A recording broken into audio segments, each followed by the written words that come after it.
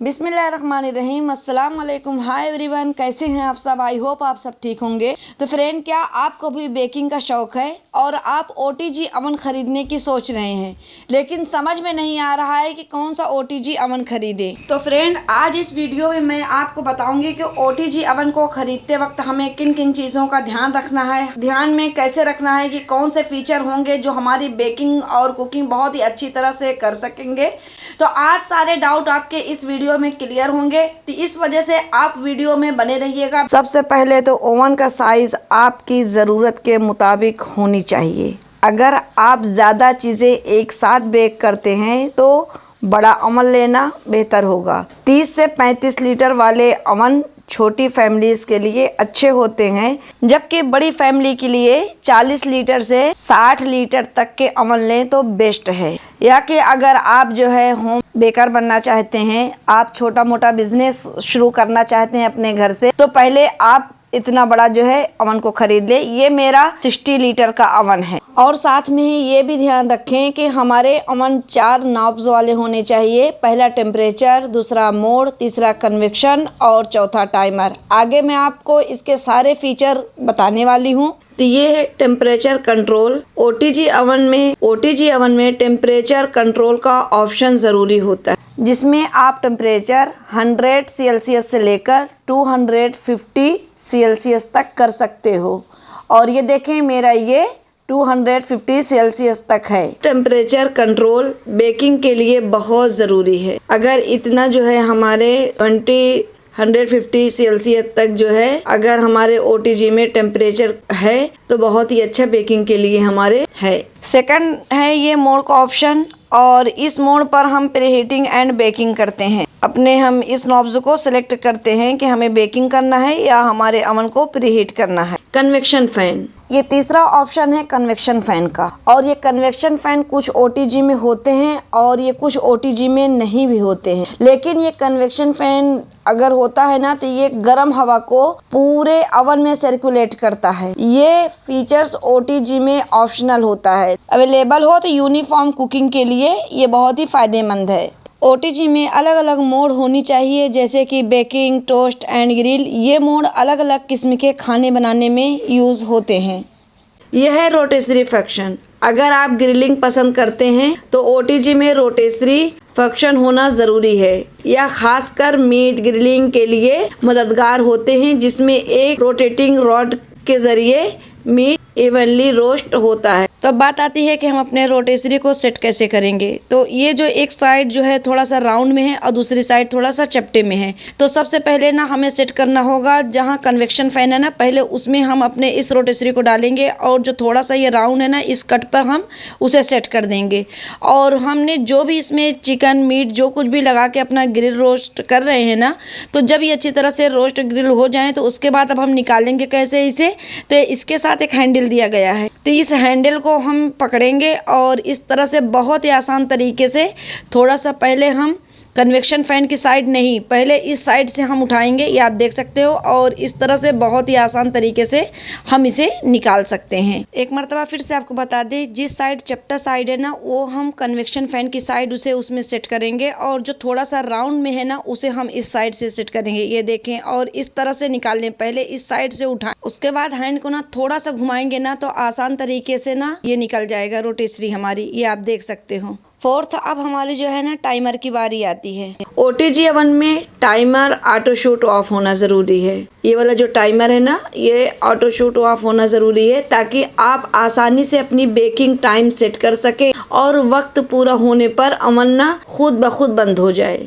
और मेरे इस OTG का ना टाइमर टाइम 60 मिनट तक है। 60 मिनट तक ना हम अपने इस टाइमर को जो है सेट कर सकते हैं।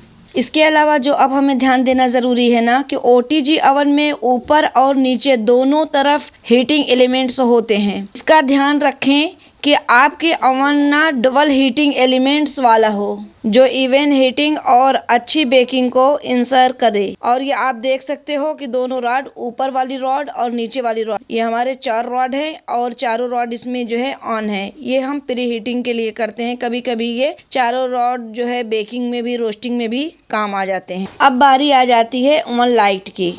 ओटीजी में अगर अवन लाइट हो ना तो आप अंदर के प्रोसेस अच्छी तरह से देख सकते हैं बगैर अवन के दरवाजे खोले।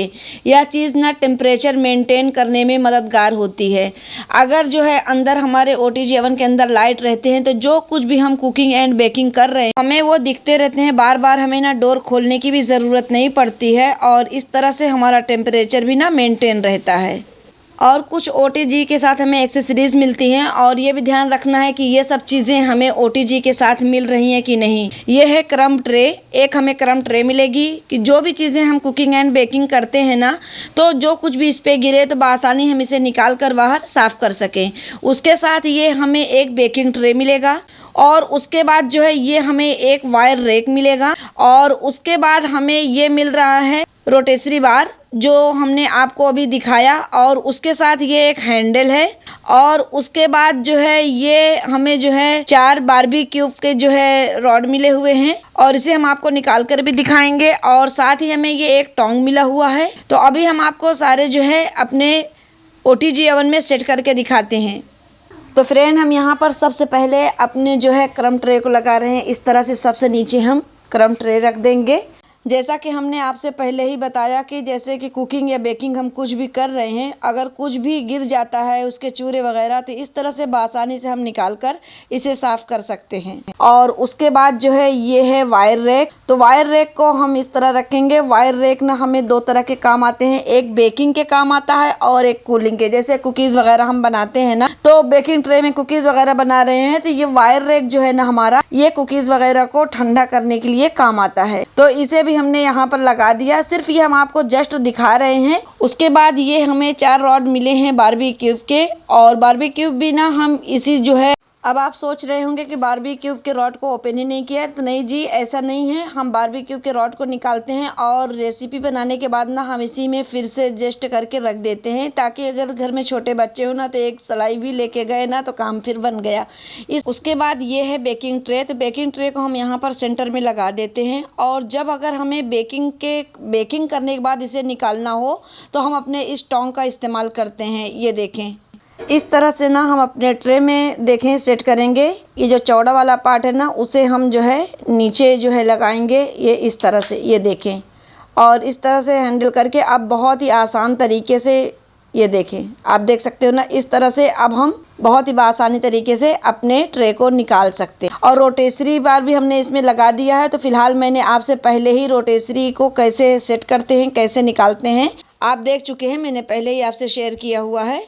और ये देखें यहाँ पर ये ओटीजी अवन की लाइट दी गई है और ये ओटीजी अवन में लाइट होना बहुत ही ज़रूरी है। इससे क्या है कि अंदर का प्रोसेस देख सकते हैं कि हमारे बेकिंग एंड कुकिंग अच्छी तरह से हो रहे हैं या नहीं। बग़ैर दरवाज़ा खोले यह चीज़ टेम्परेचर मेंटेन करने में बहुत ही मददगार होती है। तो फ्रेंड, इन तमाम फ़ीचर का ख्याल रखें तो आप एक अच्छा ओटीजी अवन सेलेक्ट कर सकते हैं जो आपकी बेकिंग और कुकिंग नीड्स को पूरा कर सके। और हाँ, अगर आपके कोई भी क्वेश्चन, कोई भी डाउट हैं तो आप कमेंट सेक्शन में ज़रूर पूछें, इंशाल्लाह आपको रिप्लाई ज़रूर मिलेगा। तो आई होप आज की ये वीडियो आपको बहुत ही हेल्पफुल लगी होगी। अगर आपको थोड़ी सी भी वीडियो अच्छी लगी हो तो वीडियो को लाइक करके चैनल को सब्सक्राइब कर दें और बेल आइकन पर ज़रूर प्रेस कर दें ताकि हमारी हर नई वीडियो आने वाले की नोटिफिकेशन आपको सबसे पहले मिल सके। तो अब मैं चाहती हूँ आप सभी से इजाज़त। इंशाअल्लाह नेक्स्ट वीडियो में हम फिर मिलेंगे इसी तरह एक न्यू वीडियो के साथ। तब तक के लिए फ़ी अमानिल्लाह।